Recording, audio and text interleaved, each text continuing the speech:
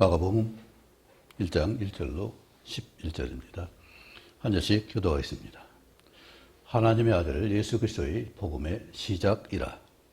선지자 이사야에게 보라, 네가 네 사람을 갈릴리에 보내느니 그가 네 길을 준비하리라. 광야에 외치는 자의 소리가 있어 이르되 너희는 주의 길을 준비하라. 그의 오실 길을 곧게 하라. 기록된 것 같이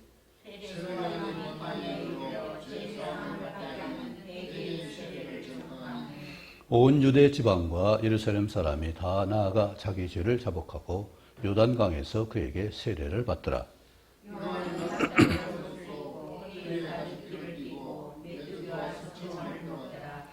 그가 전파에 이르되 나보다 능력 많으신 이가 내 뒤에 오시나니 나는 급혀 그의 신발끈을 풀기도 감당하지 못하겠노라. 나는 너에게 물을 노릇을 베풀거니와 그는 너에게 성령의 노릇을 베푸시니라.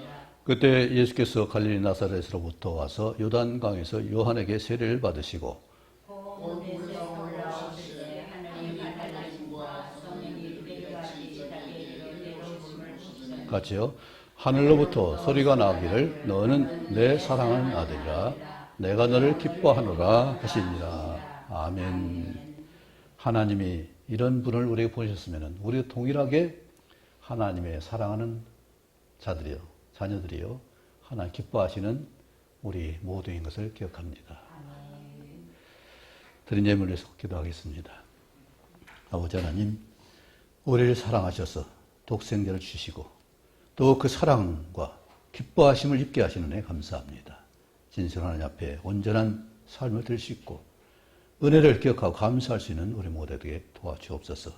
아버지 드린 정성이 함께 하시고 그 소원과 필요에 함께 해 주옵소서.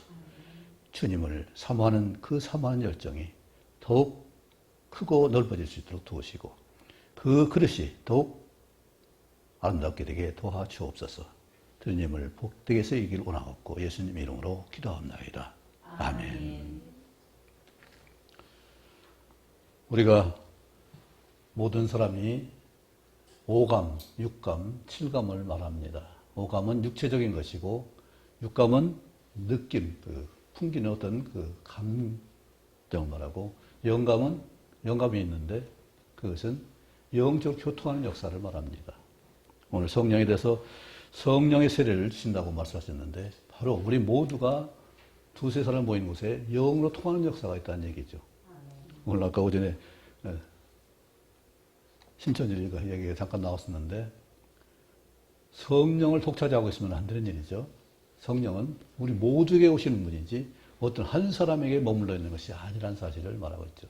예수를 믿는 모든 사람은 성령의 은혜와 세례를 받는 줄 믿습니다. 이처럼 우리가 보는 것에 빠지면은 우리가 듣는 것을 소홀히 할 수가 있어요. 대부분 세상은 보이기를 좋아합니다. 어제 늦게 명화를 하나 봤습니다. 영화를. 좀 그 내용이 가정이 깨어지는 상태를 말하고 있는데 그 나중에 회복하는 쪽으로 가더라고요. 근데 그 이유가 뭐냐면은 나의 존재감에 대해서 회의를 느끼는 거예요. 내가 뭐냐. 특별히 남성은 가장 남편이라면은 해서 열심히 일하는 사람이었어요. 그러니 거기 빠져서 가족을 돌보지는 못했어요. 자세히 듣지는 못했어요. 그러니까 이 부인이 너무 외롭기도 하고 나는 뭐냐. 그래서 자기를 찾기 위해서 가출을 해서 1년 8개월 동안 밖에 나가 있었습니다. 미국이라는 나라에서 하는 얘기인데 거기는 부모 양육권을 재판을 하더라고. 나중에 서로 자기가 가지겠다고 하니까 그 아들을. 그런데 이제 그 변호할 때 이 남편은 이 자녀 돌보기 위해서 직장도 잘렸어요. 아주 유망한 그런 직장인데 광고업을 하는 사람인데 어떻게 바이오와 면담하다가 아들이 급하다고 하니까 그만 그걸 취소하고 가버렸어요. 약속 시간을 어겼어요. 그래서 신망이 떨어져가지고 교회에서 직장에서 잘렸어요. 그런데 이혼 수속이 되면서 직장에 있어야 양육권을 갖는다는 거예요. 그러니까 자기가 받던 그 연봉에 완전히 다운시켜서 어떻게든지 직장만 얻으려고 해서 딴 데로 갔어요. 그래서 다행히 돼가지고 했는데 남편 참 아내보다 월급이 최고예요. 그 양육권은 받을 수 없는데 결국은 뺏겼어요. 근데 이 아이가 중요한 역할을 하더라고요.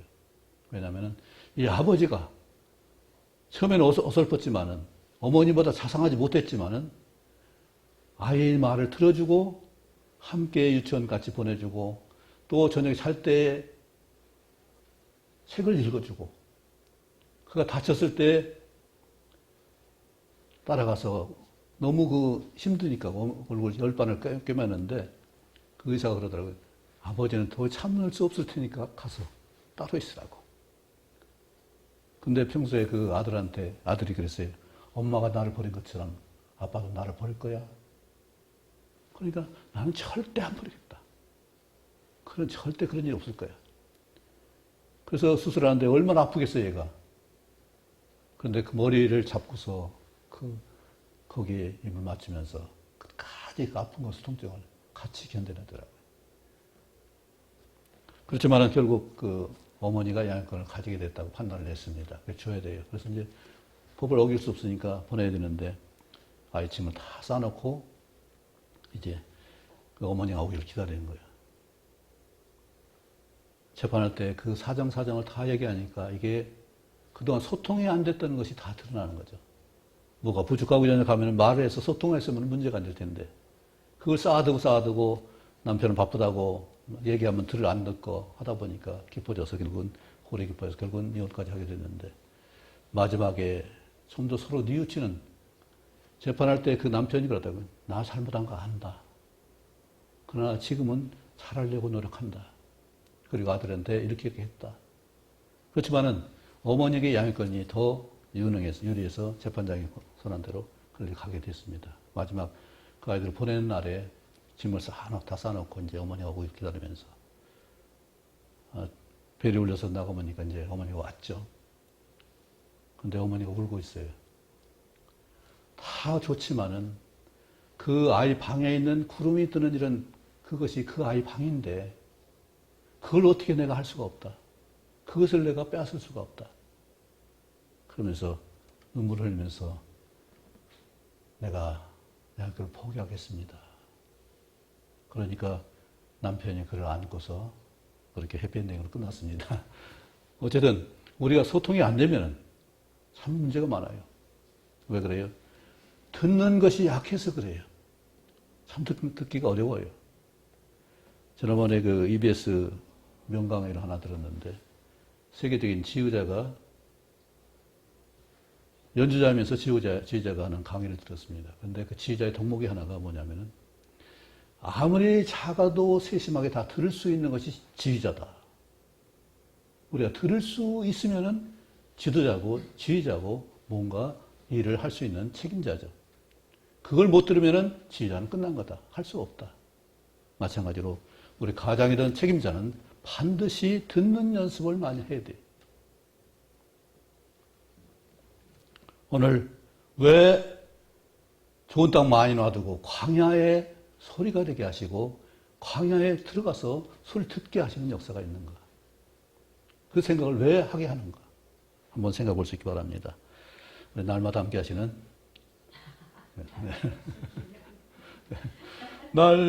날마다 숨쉬는 순간마다 내 앞에 어려운 일 보내 주님 앞에 이 몸을 맡길 때 슬픔 없네 위로를 얻네 주님의 그 자비로운 손길 항상 좋은 것 주시도다 사랑실의 아픔과 기쁨을 수고와 평화와 안식을 날마다 주님 내 곁에 계셔 자비로 날 감싸주시네. 주님 앞에 이 몸을 맡길 때 힘주시네 위로함 주네. 어린 나를 범매 안으시사 항상 평안함 주시도다. 내가 살아 숨을 쉬는 동안 살피신다 약속하셨네. 인생의 어려운 순간마다 주님 약속 생각해보네. 내 맘속에 믿음 잃지 않고 말씀 속에 위로를 얻네.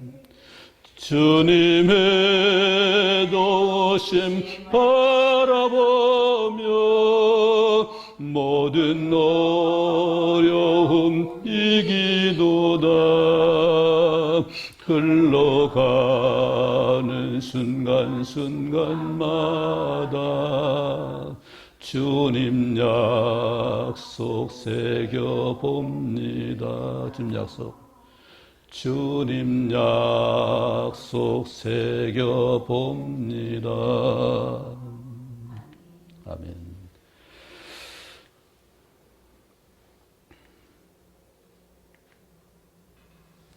네. 광야에 외치는 자의 소리.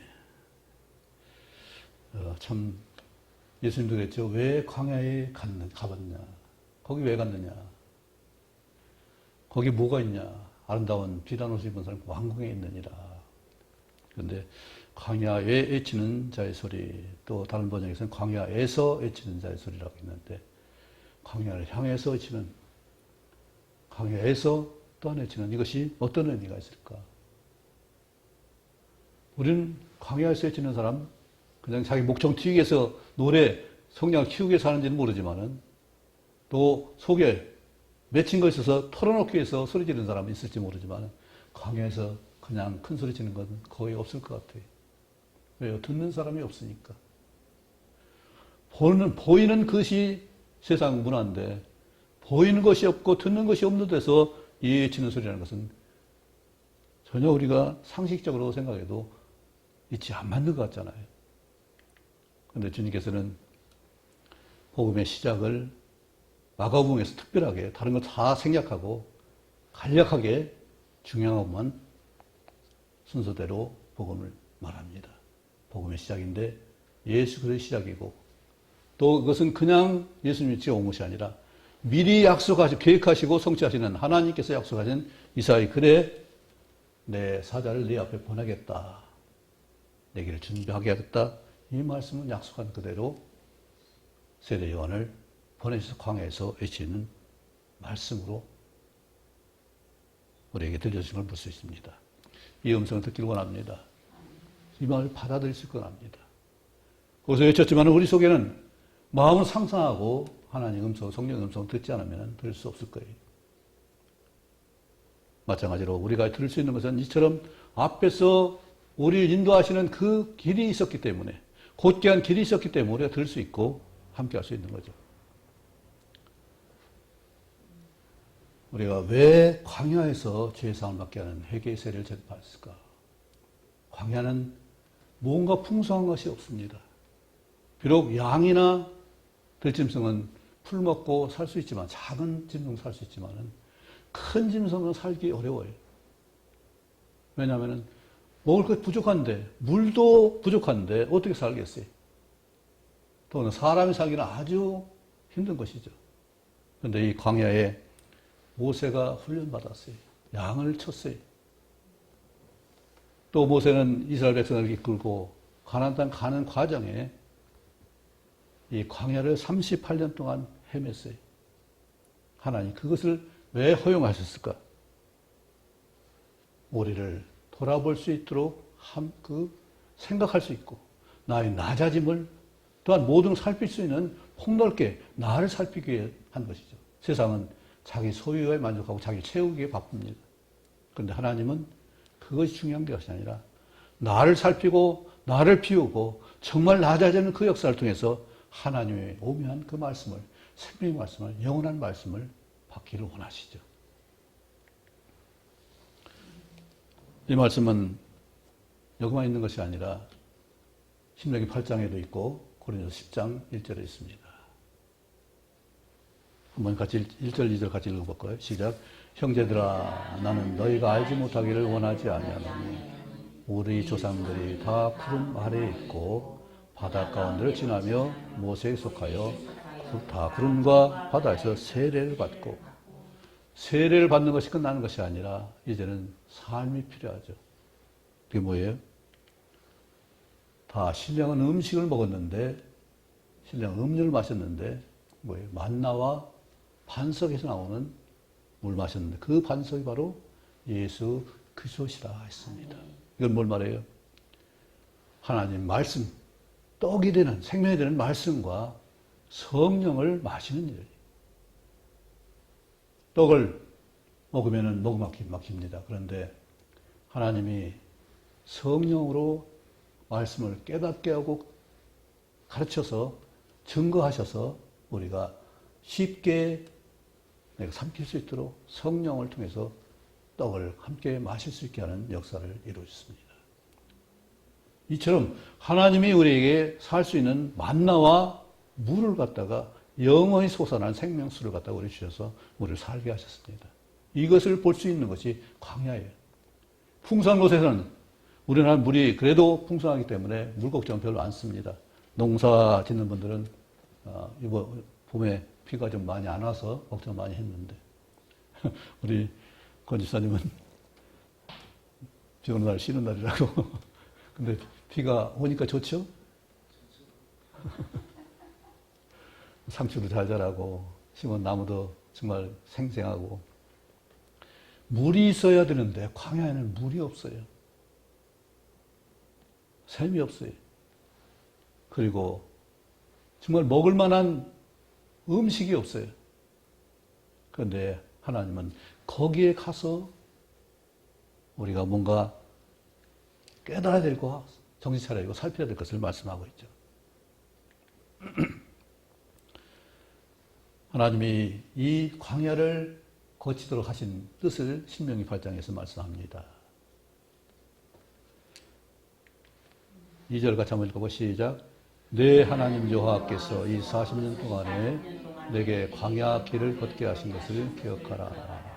이는 너를 낮추시며 너를 시험하사 내 마음이 어떠한지 그 명령을 지키는지 지키지 않는지 알려 하시니라. 나를 어떻게 알 수 있어요?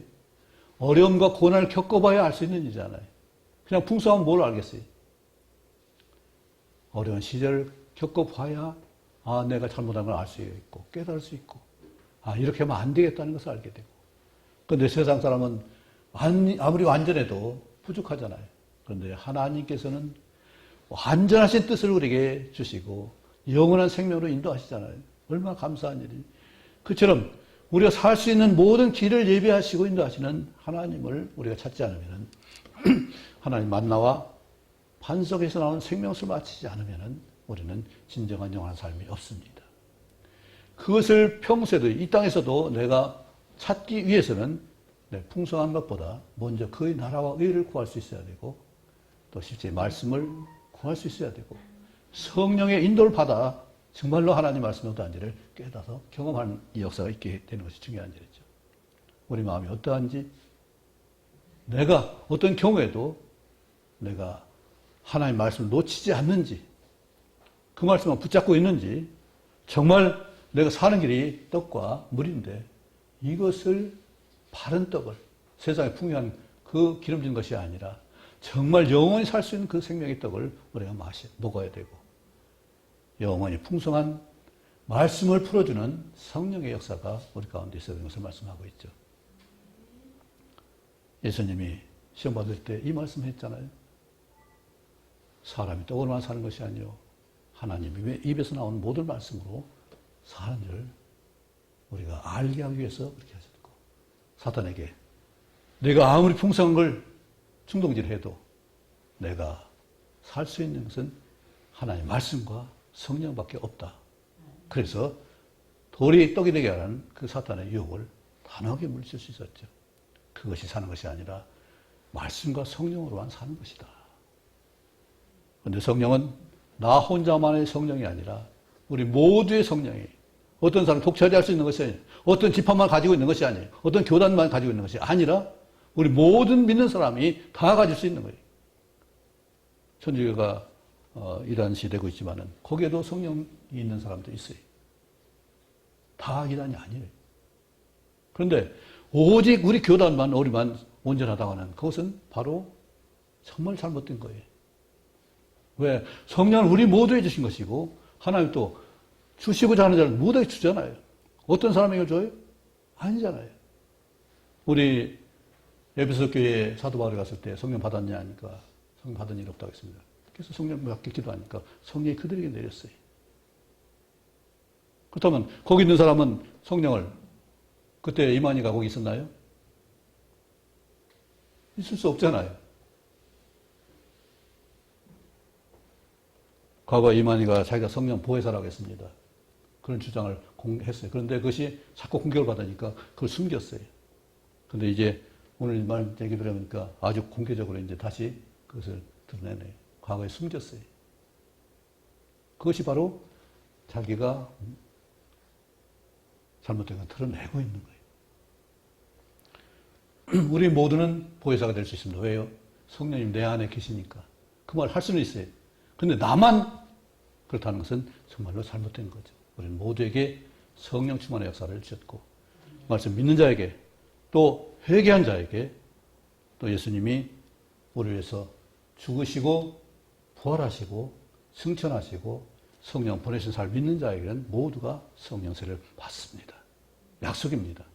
내가 잘해서, 내가 헌신해서 받는 것이 아니라 하나님이 주시고자 하는 분에게 다 주신 역사입니다. 그래서 이런 역사를 듣고서 사람들이 온 지방에서 이 세례 요한에게 왔습니다. 그런데 광야에서 세례를 받지만은, 그 말씀을 들었지만은 세례는 물에서 받습니다. 이것은 사람 의지로 받을 수 있어요. 우리는 물속에 사람 의지로 들어갈 수 있어요. 그런데 그곳에서 살 수는 없습니다. 나는 죽었다고 선언하고 물 위에 올라온 역사가 있어야 우리는 살 수 있습니다. 그리고 과거를 버리지 않고 그대로 가지고 있다면 우리는 또 살 수가 없습니다. 어떻게 돼요?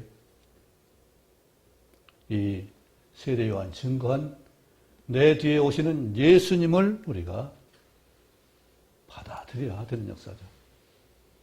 예수님도 세상 율례대로 사람으로 오신 그 신분으로 세례를 받으셨어요. 그건 죄가 없었기 때문에 세례를 받을 필요가 없었어요. 그런데 우리 모든 사람을 위해서 그분이 대신 세례를 받으신 거예요. 세례는 보이는 형식으로, 의식으로 물에서 우리는 받을 수 있습니다. 그런데 성령 세례는 내가 받고 싶은 대로 받는 것이 아니에요. 물에서 올라와야 되고 예수님에게 속해야 돼요.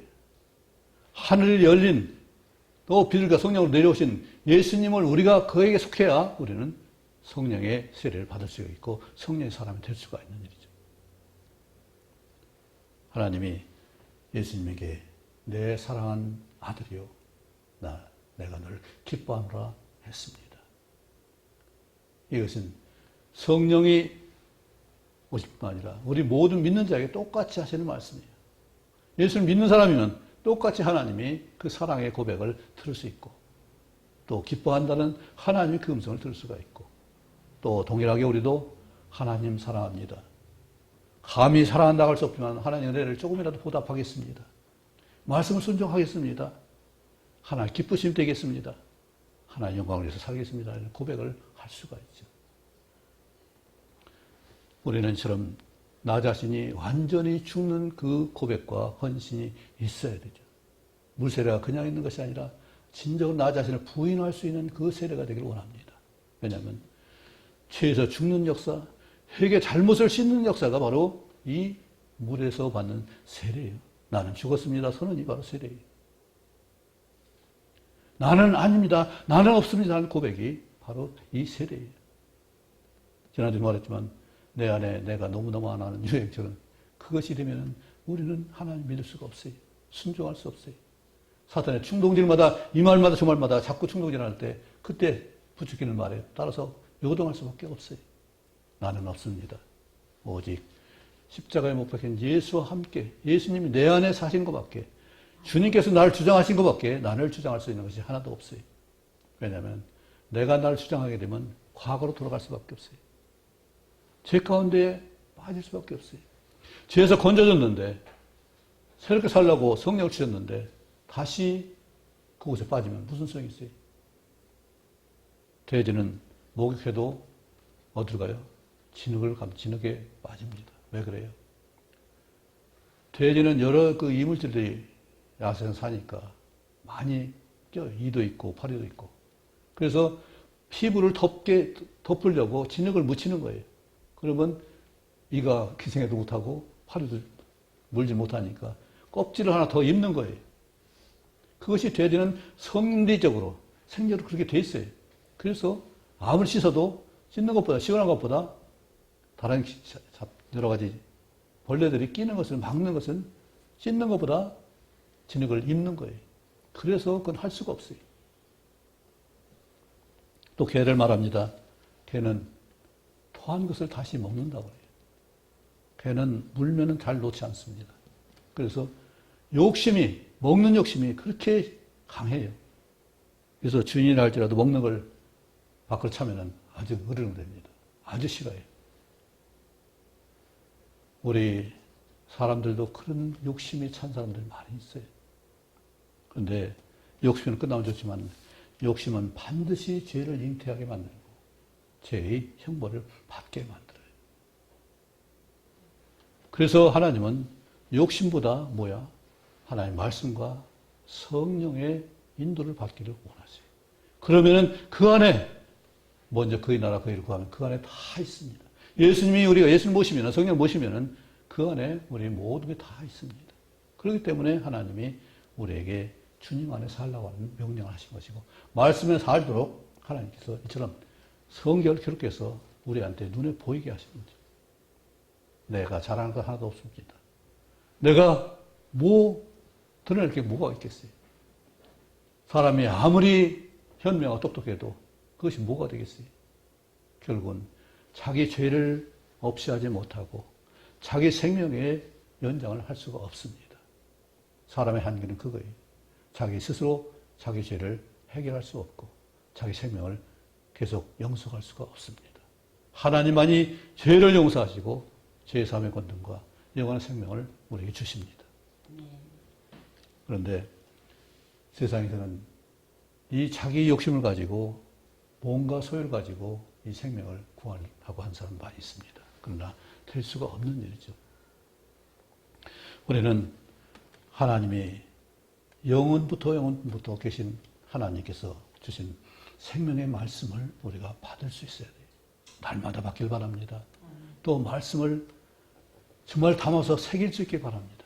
그래서 언제든지 말씀이 튀어나올 수 있도록 내가 말씀의 사람이 되는 역사하기를 원합니다. 그리고 성령이 내 안에서 충만한 역사하도록 성령의 인도에 민감할 수 있길 바랍니다. 영으로 인도를 받는 그들은 하나님의 아들이라고 자녀라고 분명히 선언했습니다. 그렇다면 영의 인도를 함을 받지 않으면 그것만 자랑하면 무슨 소용이 있겠어요? 영의 인도를 받아서 내 정직하고 거짓이 없어야 되는데 영의 충만함은 얘기하고 있는데 나는 성령의 사람이라는데 성령 열매는 하나도 없고 영의 인도를 받지 않으면 그게 누구예요? 사단은 용서를 빌지 않습니다. 회개하지 않습니다. 잘못을 알고 있어도 돌이키지 않습니다. 사탄이 바로 그런 역사예요. 잘못을 알면 고쳐야 되잖아요. 거짓을 정지로 바꿔야 되잖아요. 우리는 하나님의 영으로 말미암아서 나의 잘못을 책망받았을 때 용서를 비는 자백 기도가 있고 회개가 있고 하나님께서 도와주시는 도움의 간구가 있습니다. 그래서 우리가 바꿔나갈 수 있는 거죠. 이처럼 하나님이 인도하신 바를 따르는 우리 모두가 되길 원합니다. 하늘에 열린 것을 볼 수 있길 바랍니다. 분명히 하나님 필라델피아 교회에 열린 문을 두시고 하늘문을 여셨다고 했어요. 우리는 그곳에 갈 수 있는 열린 길을 사도 바울, 요한을 통해서 분명히 계시록 전체를 봤습니다. 그리고 그곳에 들려오는 음성을 내 사랑한 자라, 기뻐하는 자라, 이 음성을 간직하시기 바랍니다.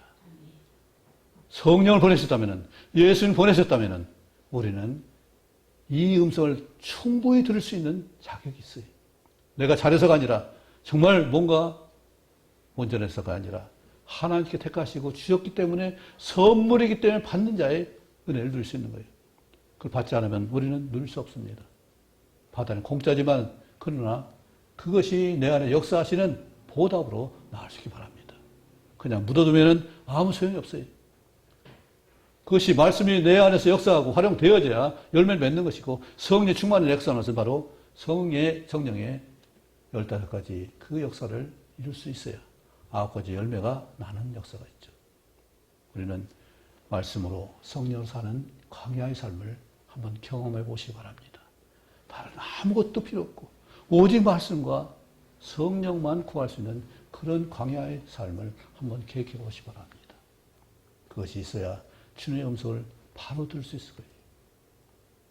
그런 경험을 해야 내가 낮아질 수 있고 정말 이 하나님이 허용하신 고난을 극복할 수 있고 그걸 감당할 수 있는 힘이 될 줄 믿습니다. 우리 여러 가지 어려움들이 있습니다. 그러나 하나님 말씀과 성령으로 그것을 이기게 해주십니다. 예수님이라 할지라도 성령의 도우심을 받아서 시험을 이겼어요. 내 스스로 하는 것이 아니라 하나님과 성령님과 예수님의 말씀을 통해서 우리가 고침받을 수 있고 변화될 수 있습니다. 이런 역사가 우리 모두에게 있기를 원합니다. 기도하겠습니다. 아버지 하나님, 우리를 받아주시고 용서하시고 성령으로 충만케 하셔서 영원한 생명을 얻게 하시고 천국의 소망이 분명하게 하시니 감사합니다. 우리가 어디든지 하나님께서 살피시고 성령께서 내 안에 계셔서 충만한 역사와 열매를 이루실 줄 믿습니다.